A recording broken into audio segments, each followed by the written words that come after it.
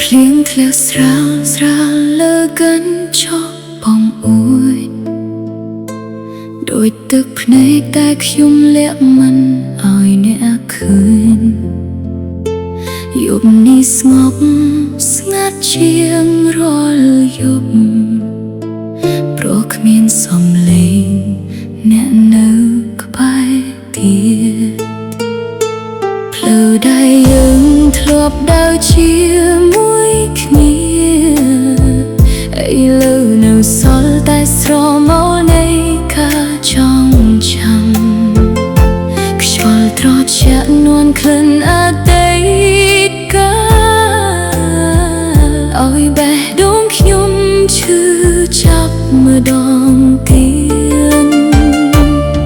ខ្ញុំសួរទៅព្រះច័ន្ទលើមេឃថាតើអ្នកនៅខ្ញុំដែរឬទេ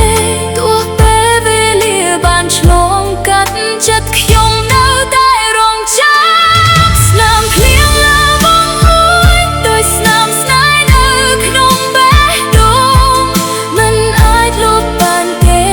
ទោះពេលវេលាយូរប៉ុណ្ណាខ្ញុំនៅតែហៅឈ្មោះអ្នកនៅក្នុងសំបិនរៀងរាល់យប់សង្ឃឹមថាថ្ងៃណាមួយអ្នកនឹងត្រឡប់មករកខ្ញុំវិញ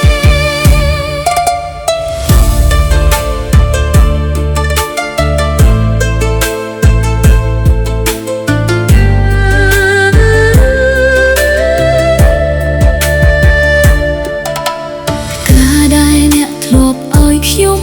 នៅតែស្ងួតក្នុងសៀវភៅចាស់ដូចស្នេហ៍ដែលនៅក្នុងចិត្តខ្ញុំមិនដែលរសាត់ទៅតាមពេលវេលាសំបីភ្លេងសោកសៅដែលលាន់លឺក៏រំលឹកដល់ស្នាមញញឹមរបស់អ្នកហើយគ្រប់ពេលដែលខ្ញុំបិទភ្នែកខ្ញុំ